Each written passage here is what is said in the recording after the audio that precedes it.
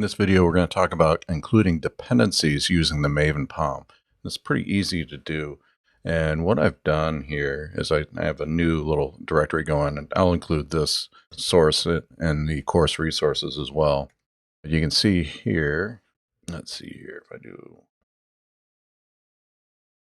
I've got the hello world back, and this is the version with the commons lang in there, the string util. So we want to be able to run that. And right now, it's effectively the same project that we looked at in the last video, but now I have the version of the whole world with the string utils in it. And if I do Maven clean package like so, we're going to get an error because we're getting a compilation failure because Maven doesn't know about that dependency, the string utils dependency. So we need to go in and tell Maven about that. Now I'm going to clear this, and let's go in and edit the POM file. Now I'm going to come in, and this is a lot easier inside of a editor like IntelliJ, where it's going to do auto completion. So I'm writing raw XML. So we're going to have a tag like that. Now what we want to do is have a dependency. So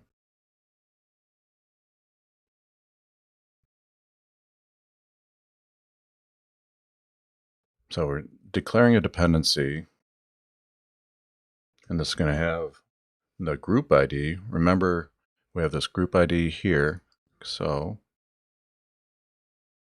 in this case, I'm going to reference the org.apache commons like so.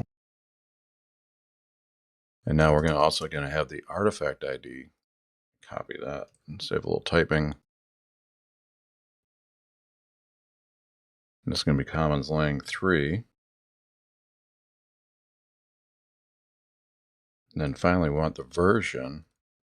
This is going to be 3.8.1. So now we have version 3.8.1. I'm going to double check this. So we have dependency, group ID, org, Apache's commons. And then we're doing commons lang 3 for the artifact ID and version. So for the dependencies, we're declaring a section in the POM called dependencies. Each dependency is going to get what's called the Maven coordinates again. So this is going to identify that dependency for our project. Now Maven is going to know to include in that jar at compile time for our project. So let's go ahead and write this out to the file system. And now let's try doing Maven. So I'm running the clean goal and the package goal. And if I didn't make a mistake in the POM there, everything is going to work properly. So I got lucky and actually edited XML by hand and didn't make any mistakes there. So now we can see that the compile did happen as expected. We can cd into target, and we can see that hello world has been produced. Now this is just going to be a simple jar. So if I do unzip, take a quick look at that, we can see that that dependency has not been included in the jar. So this is a thin jar. We talked about using fat jars before. That's something that Spring Boot does. So you'd actually see the jars listed in a Spring Boot fat jar, but that is not the case. We're doing a very simple jar. So the dependency of the string utils was included at compile time. It gave us that compile time dependency, so the Java compiler worked properly, but that has not been included in our build artifact. So we will get into that in an upcoming video though. So again, just to review, take a quick look at the POM. The only thing we added was a section on dependencies. We specified a dependency using the Maven coordinates for that dependency, and now Maven is bringing that in at build time, telling the Java compiler about it, and we are getting that as a compile time dependency for us. And this is a very simple example. We're just getting our feet wet using Maven.